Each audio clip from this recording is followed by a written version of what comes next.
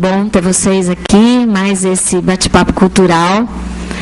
Nós, na metade do semestre passado, decidimos que a gente ia focar os nossos bate-papos, né, na questão do negro em Rio Claro, porque a gente entrou de cabeça num projeto, junto com a Secretaria de Educação, na produção de pequenos documentários que possam ser usados na sala de aula.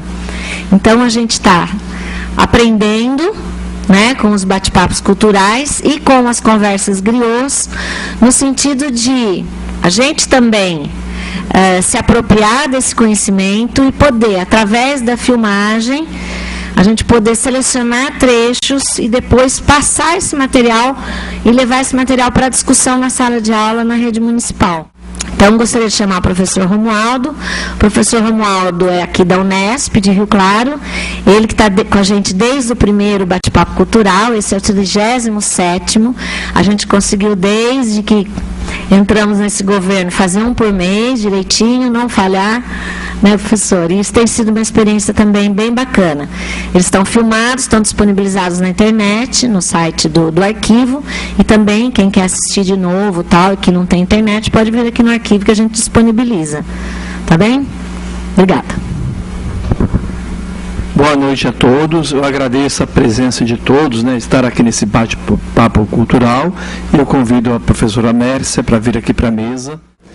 Então, vamos começar o tema nosso hoje, né, a lei número 10.639, de 2003, por uma nova possibilidade em educação, com Mércia Consolação Silva.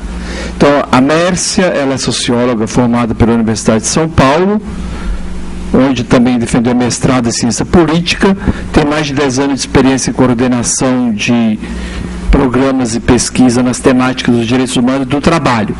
Especializada em questões de gênero e raça, vem trabalhando com o Centro de Estudos das Relações de Trabalho e Desigualdades, desde 2002.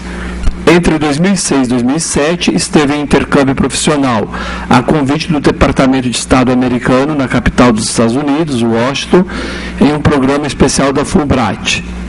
Atuou no programa Geração Muda Mundo, da Ashoka, avaliando o impacto do programa nos jovens, e trabalhou no processo de sistematização dos materiais enviados pelas universidades e conselhos estaduais de educação e secretarias municipais de educação quanto ao cumprimento da Lei 10.639. Atualmente é consultora do IBEAC, que é Instituto Brasileiro de Estimulação Comunitária, para pesquisa sobre a implementação dessa lei no município de Guarulhos. A dissertação de mestrado da Mércia foi a análise da participação popular no orçamento participativo de Belo Horizonte. Ela é mineira, né, mas mora no estado de São Paulo já há 17 anos, atualmente mora em São Paulo, né, Mércia? Isso, estou em São Paulo. Voltei. E eu estava falando para a Mércia que esse bate-papo nosso é mesmo bate-papo. Ela fala um pouco no começo para nos provocar, e aí depois é nós que vamos conversar com ela. Então não é palestra, é a gente mesmo aproveitar a presença dela, fazer pergunta, trazer temas, né? E ela tem uma contribuição a dar para nós agora, que é a respeito da Lei 10.639, ela fez uma pesquisa que permite dar um mapeamento geral da situação da implementação da lei. Então são dados bem recentes que ela tem e que ela vai compartilhar para nós aqui de primeira mão, coisa que a gente nem tem acesso, porque depende de relatório, né, que ela tem que apresentar para o Ministério, né, Mércia? Já foi apresentado, eles precisam disponibilizar. Já foi apresentado e precisa disponibilizar. Então a gente tem o privilégio de ter aqui acesso a esse material diretamente pela informação que ela vai nos passar.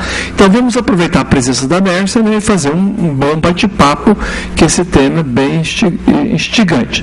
Então a palavra está com você, Mércia. Acho que eu vou usar esse aqui também. Vou usar esse que a mão não fica quieta. Então, boa noite. Primeiro eu queria parabenizar o trabalho do arquivo. Está muito lindo o documentário, parabéns. Legal conhecer, né? Eu ia falar um pouco de mim também. Eu sou Mércia, eu sou socióloga. Eu sou socióloga e adoro esse trabalho. Eu sonhava em ser cineasta, O mais próximo de cineasta foi passar no vestibular para publicidade e propaganda, mas aí eu também passei para fazer ciências sociais, só que era São Paulo, eu queria fugir de Belo Horizonte, então eu fui para São Paulo. E aí fiz ciências sociais e me apaixonei pelo curso. E aí fui convidada para vir aqui em Rio Claro, falar hoje sobre participar, né, do 37º Bate-Papo Cultural, falando da lei de implementação. Eu trouxe uns aspectos provocadores mesmos, né, do que a gente pode fazer aqui. Eu queria primeiro começar com um vídeo de 4 minutos. Ele está em inglês, mas dá para entender. Eu acho que ele já... A volta que eu acho que ele tem que carregar. Aí, está carregando? E aí, se puder apagar a luz um pouquinho, só porque é bem legal, é provocador também, com relação ao racismo em geral.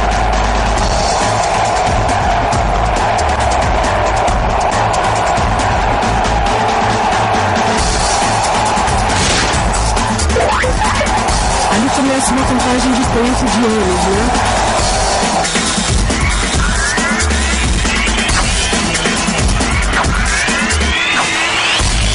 Genocídio, escravidão, exploração.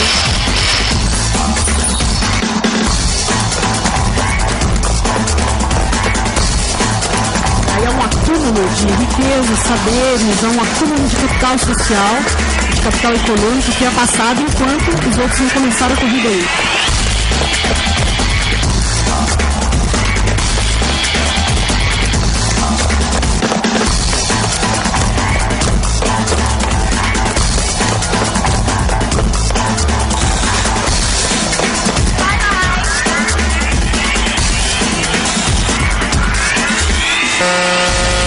É um vídeo que fala da realidade americana, então eles acham que o processo de liberdade começa em 64. É um processo de luta por direitos civis.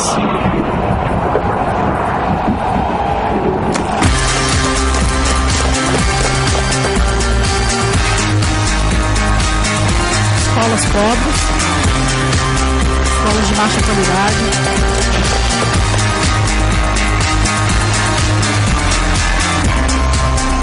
Empregos desfavoráveis, né?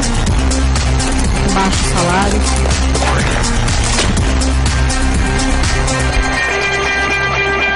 E tipo, testes com valores diferentes, mais difíceis para a população negra.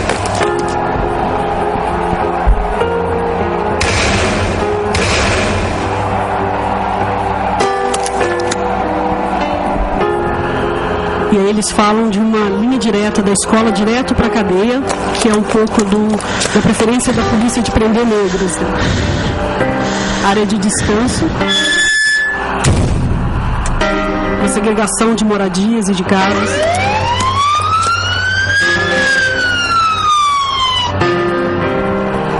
De novo, a ideia de que você tem um racismo persecutório, né, na percepção de que foi.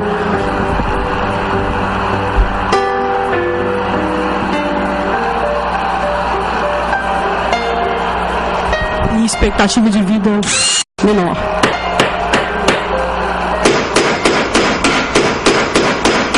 Em contraposição com a situação dos outros competidores.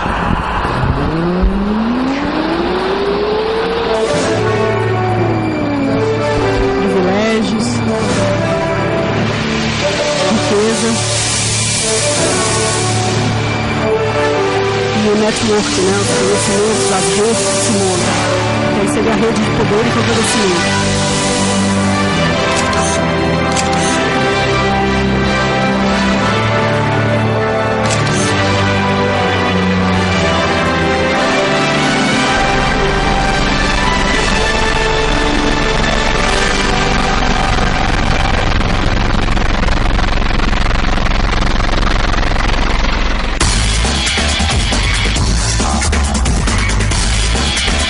A ideia de fazer uma campanha pelas ações afirmativas, que foi uma campanha desenvolvida nos Estados Unidos, para buscar tentar recompensar ou superar um pouco esse conjunto de favorecimento, conjunto de possibilidades e privilégios que foram acumulados com o tempo. Isso é só para explicar um pouco por que se tem a desigualdade. Se você pensar nisso lá para trás, você consegue desamarrar. Eu acho esse vídeo muito legal, que ele mostra um pouco isso. Eu quero só passar um pouco para dizer que a gente vai falar hoje da Lei 10.639, que foi aprovada em 2003.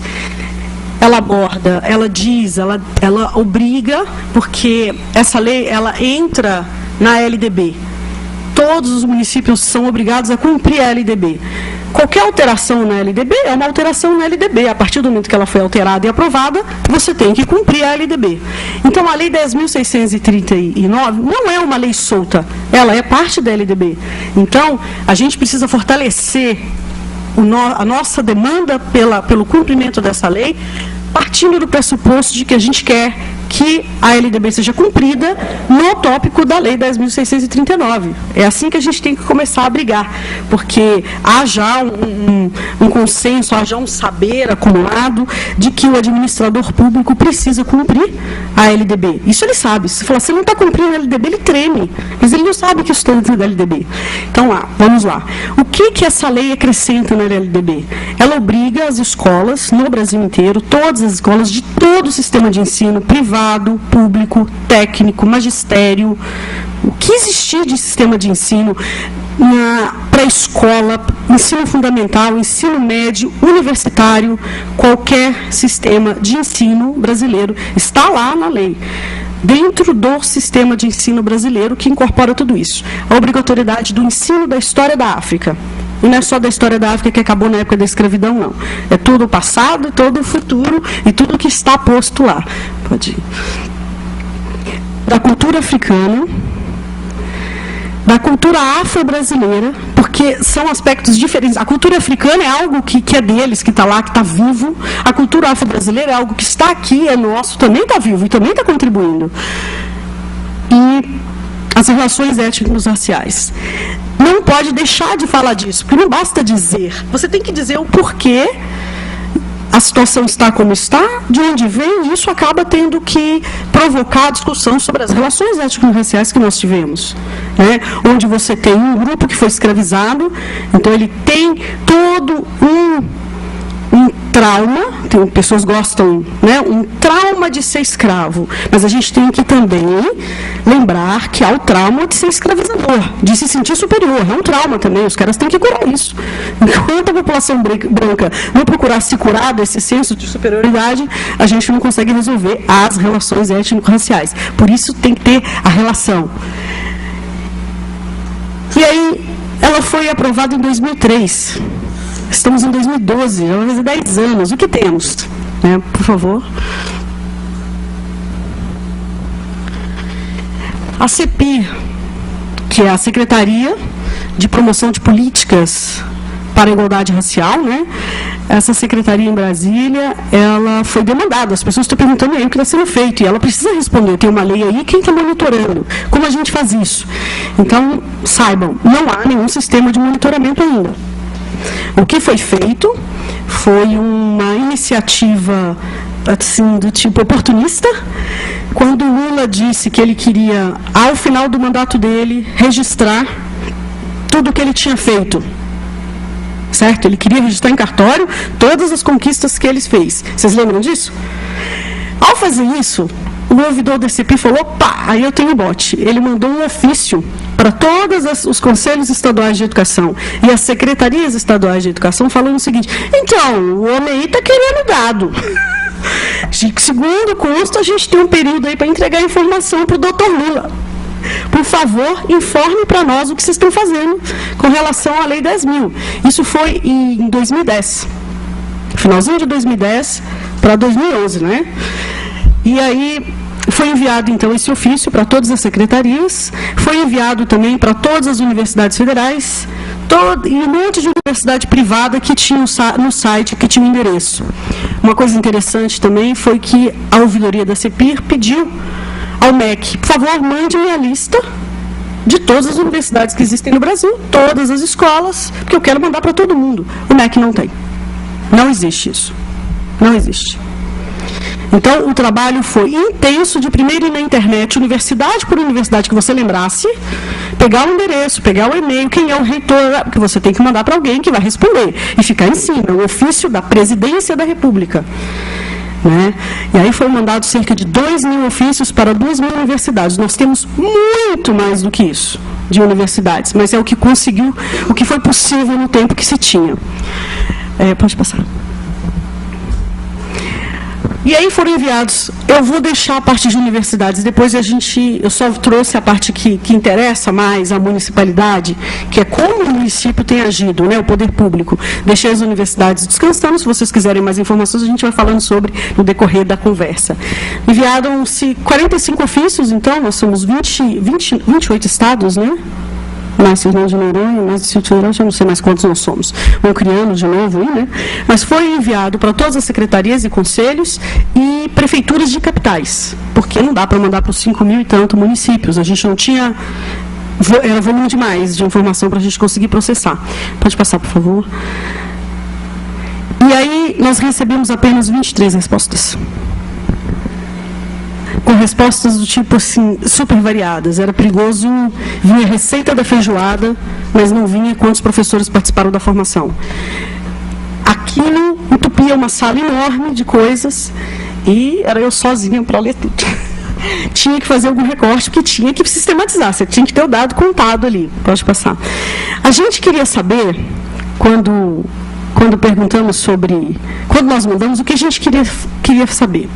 Vocês adotaram a lei? Porque é uma lei federal, certo? O Conselho Nacional de Educação criou a resolução, o MEC é um órgão nacional, a lei LDB é nacional, mas os municípios têm a lei orgânica, eles têm várias leis estaduais, então eles tinham que adaptar aquela lei que vem para dentro da lei orgânica, para dentro do arcabouço legal de cada município, para não ter conflito, porque senão você aceita uma lei e uma outra lei sua é contra aquilo, então você tinha que fazer essa harmonia, certo?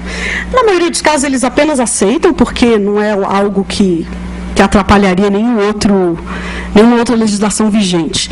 Então a gente perguntou, você fez isso e enviou para todas as escolas? Era o que perguntou para os conselhos e para as secretarias.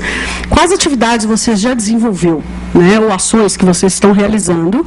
Quais são as suas metas e prioridades, especificamente para a Lei 10.639, aqueles itens que a gente falou, história da África, por favor, mande dados estatísticos e quais são os resultados que vocês obtiveram e, por favor, dê exemplos das práticas legais que vocês levantaram. Você teria o quê? 6 tópicos para a gente sistematizar. Não veio assim. Não veio. As respostas não vieram desse jeito. Aí tivemos um trabalho enorme de ler tudo e depois criar. Como a gente vai criar bloquinhos, né? Porque o bloquinho que a gente criou não funcionou. Então, a sistematização foi ter que ser reinventada. Por favor. Acho que eu não vou conseguir dar um zoom, né?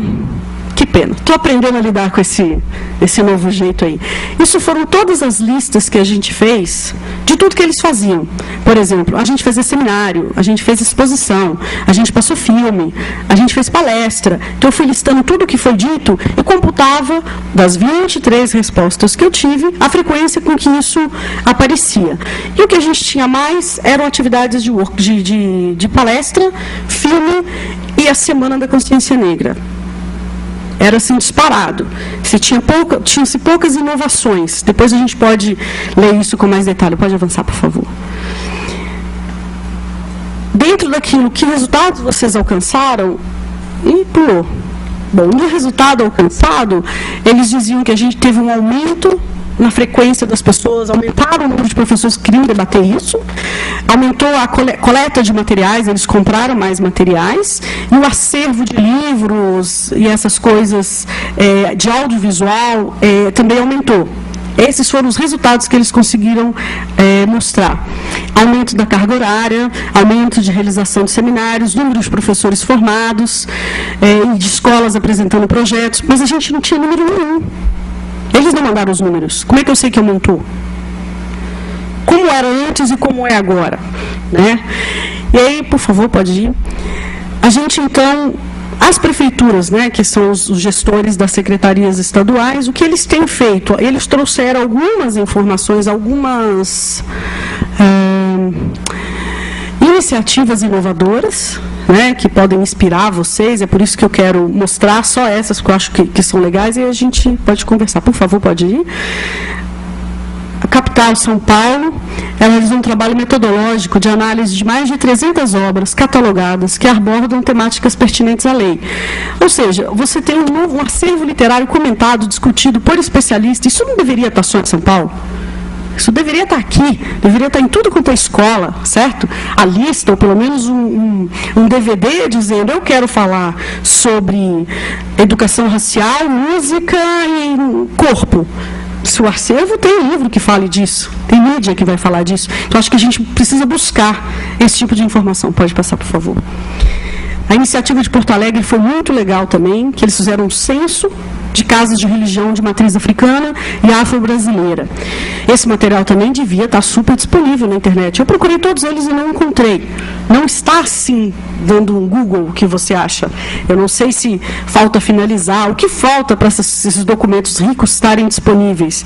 Eu acho que isso é uma coisa que a gente precisa se cutucar, né? Chover a Prefeitura de Porto Alegre de cadê, quem sabe, mandando um monte de e-mail, eles resolvem fazer alguma versão para ser disponibilizada. E são iniciativas interessantes que podem ser feitas em qualquer município. Qualquer município pode, inclusive, envolver os alunos. Dá uma olhada no teu bairro. Você não acha que uma escola do bairro poderia fazer um projeto desse lindíssimo?